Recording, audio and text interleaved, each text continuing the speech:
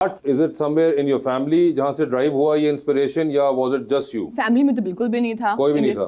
बिल्कुल भी नहीं, बल्कि my father was in the army, तो उनको हमेशा शौक था कि because I was the eldest कि सीएसएस पढ़ो, उसके एग्जाम दो, बट उन्होंने कभी पुश नहीं किया। लेकिन उनकी ख्वाहिशात के मुताबिक मैंने OA लेवल्स में इकोनॉमिक्स और बिजनेस सारी चीज़ें रखी। Just to complete the 4th subject मैंने आर्ट्स रख लिया कि चलो इकोनॉमिक्स, बिजनेस, मार्केटिंग, फाइनेंस थोड़ा heavy subject, let's just keep arts. I think that was a happy accident. वो सारे सब्जेक्ट्स छोड़ के बस आर्ट की क्लास में बैठी रहती थी मैं, and that turned out to be something that I discovered कि मेरा जेन्युइनली इसमें इंटरेस्ट है। तो यानी कि वो चौथा सब्जेक्ट जो था वो इवेंचुअली आपकी लाइफ के यस, अंदर दैट डिफाइंड माय करियर। जी बिल्कुल। और बाकी जो 3 थे वो नहीं आपने उसके बाद परस्यू किए? मतलब बिजनेस, मेरा अपना एक बिजनेस है होम डेकोर का, सो बिजनेस मैंने कैरी ऑन किया आर्ट्स के साथ, बट इकोनॉमिक्स और फाइनेंस वगैरह। क्या बिजनेस में बचत वगैरह होती है?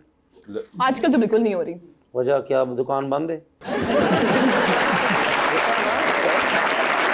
अबे बिजनेस है सर, बिजनेस में भी कोई गैराज होगा या कोई इस तरह की फैक्ट्री होगी, यही होगा क्या है? ये बताइए प्लीज। ऑनलाइन है क्या है? जी ऑनलाइन है, ई-कॉमर्स है। इम्पोर्ट एक्सपोर्ट करती हूँ ऑफ इंटीरियर डेकोर के जो पीसेज होते हैं, मगर मैं बाकी अपनी जो आर्ट साइड की प्रैक्टिस है उसको अब मेजरली उसी पे फोकस हो रहा है। That was just I think that I was doing. तो आपने इतनी जल्दी शादी कर ली? आपको किसने बोला मैं जल्दी शादी की है? अच्छा जी, आप यंग लग रही है ना, मुझे तो 16-17 साल की लग रही है।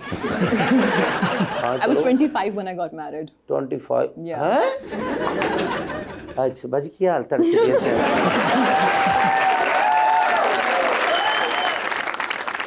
सहरिश, आप पेंटिंग भी करती हो, फोटोग्राफी भी करती हो, क्यूरेशन भी करती हो, तो इन सारे मीडियम्स में आर्टिस्ट जो है वो अपना रोल किस तरह से शिफ्ट करता है? आई थिंक जो एक प्रैक्टिस होती है, क्यूटोरियल प्रैक्टिस होती है, वो इन इट सेल्फ बहुत डेंस और एक बहुत एकेडमिक और स्कॉलरली एक करियर चॉइस है, और उसमें आपको कॉन्स्टेंटली लोगों से मिलना, बात करना, अपॉर्चुनिटीज़ निकालना, it's a very research based career. और उसमें आपको, जिस तरह से मैं भी एक विजुअल आर्टिस्ट हूँ, मुझे अपना काम प्रैक्टिस करने का टाइम नहीं मिलता। Even though I started off as a visual artist, then I got into writing, then I got into tutorial practices. तो मैं उस चीज़ को बहुत मिस करती हूँ, थोड़ा सा जेलस भी होती हूँ कि जो विजुअल आर्टिस्ट होते हैं वो दिन रात अपने स्टूडियो में काम कर रहे होते हैं, प्रैक्टिस कर रहे होते हैं, they're in their own world. I mean I am both, but वो थोड़ा सा आपको बैलेंस करना थोड़ा सा मुश्किल हो जाता है। विजुअल आर्टिस्ट होता क्या है सर, मुझे नहीं पता, मैं तो कोई गेम समझता रहा।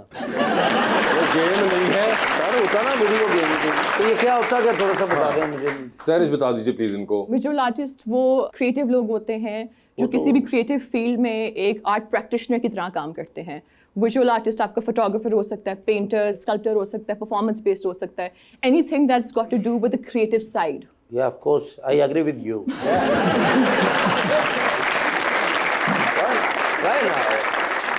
प्लीज कैरी ऑन, मेरी तो इंग्लिश मोगी है।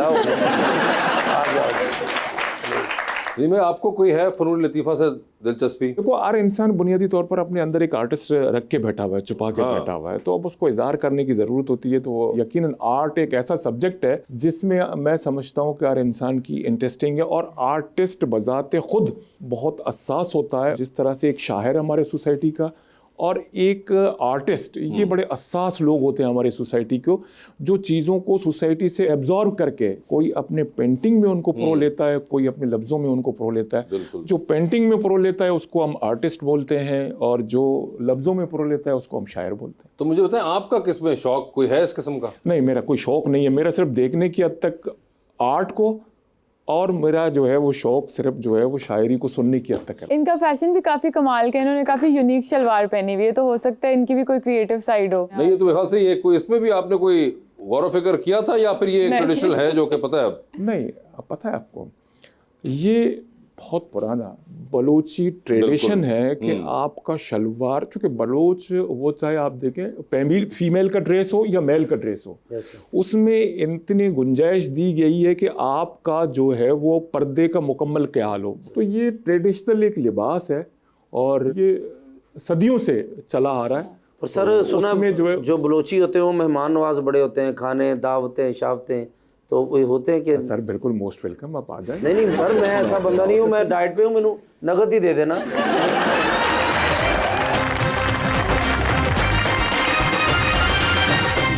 वेलकम बैक टू गपशप। जी रबानिया, सहरिश, आपको पेट्स का बहुत शौक है, तो एट दिस पॉइंट आपके पास कितने पेट्स हैं?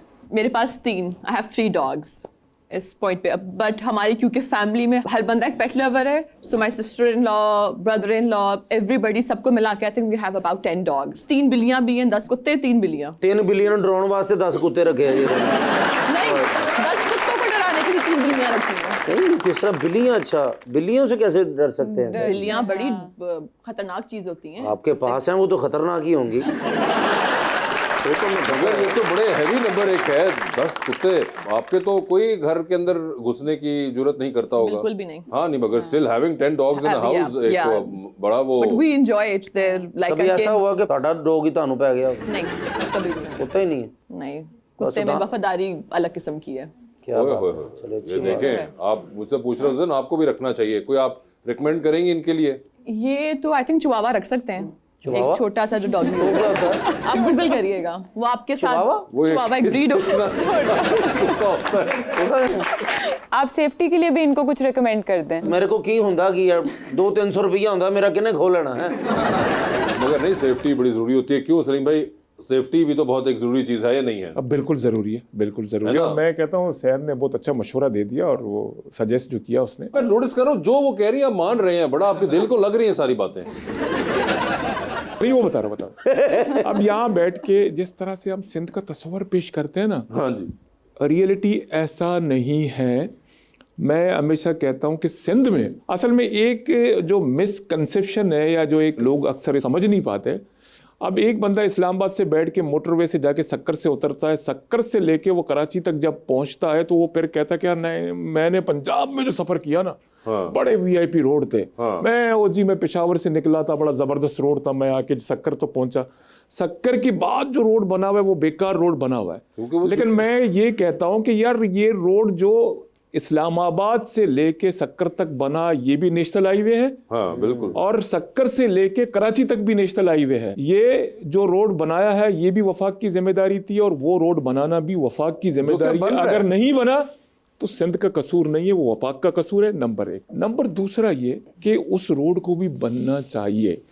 हमने सिंध में आप किसी भी डिस्ट्रिक्ट में चले जाएं, मिट्टी तरपारकर तक, सिंध का सबसे जो बैकवर्ड एरिया है ना वो हम तरपारकर को कहते हैं। लेकिन आप तरपारकर में जाके देखें वैसे चौधरी साहब, मैं आपको दावत देता हूँ, आप आपके देखे आप खुश हो जाएंगे। सर वीआईपी किस्म की रोड बने हुए, हमने जो डिस्ट्रिक्टों को इंटरलिंक किया है वो हमारे रोड आप सफर करें, वो जो सिंध की जिम्मेदारी थी। बेहतरीन रोड नेटवर्क है। मैं कहता हूँ दावे से इस वक्त तीनों सूबों से बेहतर रोड नेटवर्क इंटरनल जो मौजूद है विद इन सिटी वो सिंध में मौजूद है। आप तर्को ला के देखें सर, सिंध ने क्या काम किया, क्या तारीखी काम किया है। शहीद मोहतरमा बेनज़ीर भुट्टो का विजन था। आपको बड़ी हैरानी होगी, मेरी बहनें यहाँ बैठी हुई हैं, इनको मैं बता दूं कि एवी ट्रक्स जो कोयल लोड करके चलाते हैं उनको तरपार कर की लेडीज चला रही हैं और वहां से बिजली पैदा करके हम नेशनल ग्रिड को बिजली दे रहे हैं। पावर सेक्टर में सिंध ने सबसे ज्यादा काम किया, रोड नेटवर्क में सिंध ने सबसे ज्यादा काम किया। सिंध ने इस सूबे में सबसे ज़्यादा जो इस मुल्क में सबसे ज़्यादा परफॉर्मेंस रहा है, अल्हम्दुलिल्लाह मुराद अली शाह साहब ने बहुत अच्छी तरीके से और बड़ा कैलकुलेटेड सीएम है और हर चीज़ को प्लान को लेके चलता है। जिस तरह से वो मैं कह रहा हूँ सिंध को under the guidance of chairman Bilawal Bhutto Zardari साहब लेके मुराद अली शाह साहब चल रहे हैं ना, बड़ा जबरदस्त अमेजिंग और हर सेक्टर में काम हो रहा है, जबरदस्त काम हुआ। अच्छा, मगर बात मुझे दिल को लगी, आपकी भी मगर लग मजे की बात यह है कि शहर ने सिंध के बारे में एक भी बात नहीं की, मगर आपको सारी दिल को लग रही हैं। सैरिश बता रही थी अपने पेट्स के बारे में, वो बता रही थी अपनी फोटोग्राफी के बारे में और उसके बारे में, वो आपको सारी बातें अच्छी लग रही हैं। फोटोग्राफी किसको अच्छा नहीं लगता सर? ओए होए, तो आपको है कोई शौक तस्वीर खिंचवाने का? नहीं, तस्वीर खिंचवाने का नहीं, मैं आर्ट की बात करता हूँ। जो आप नेचर को आर्ट करें, मुझे उसका मैं उसकी बात। अगर आपको कहें कि तस्वीर खींच दे इनकी, तो would you be able to do that? Of course. और कोई जगह आपके जहन में होगी कि इनके साथ क्या हल्के में इनके जाके मलीर की तरफ खींचे? होते थर ही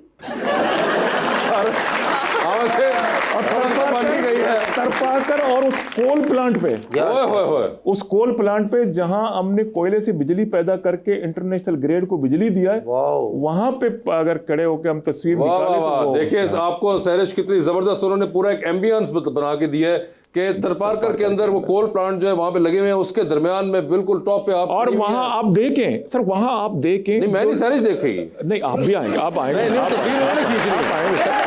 देखिए सलीम भाई जो बात है, मैं उनके हक में डाका नहीं मार सकता। तस्वीर उनकी है, उन्होंने बड़ा जूम लेंस लगाया होगा और बिल्कुल वो जो बीच में करके आप खड़े होंगे और आपने यूं हाथ खोले होंगे। हाय हाय क्या पोज होगा वैसे लेकिन वो। मैंने ट्रिप किया था पंजाब सिंध बलूचिस्तान का, एंड सड़कों के और नेटवर्क के इतने इश्यूज नहीं थे, ज़्यादा इश्यूज थे रहने की जगहों के एंड सेफ्टी के। तो जितने भी लोग जाते हैं वो अच्छी बात करते हैं क्योंकि बलूचिस्तान काफ़ी डाइवर्स है। इन्होंने भी कितनी अच्छी बात की। ये तमाम खवातीन की जो बातें हैं वो अच्छी आज आपके लिए हो रही है ना, ऐसा कुछ मैं अगर कहूं तो बासे गलत भाई, नहीं होगा नहीं ना? नहीं, आप गलत नहीं। बासे भाई मेरा दुपट्टा भी फड़ो।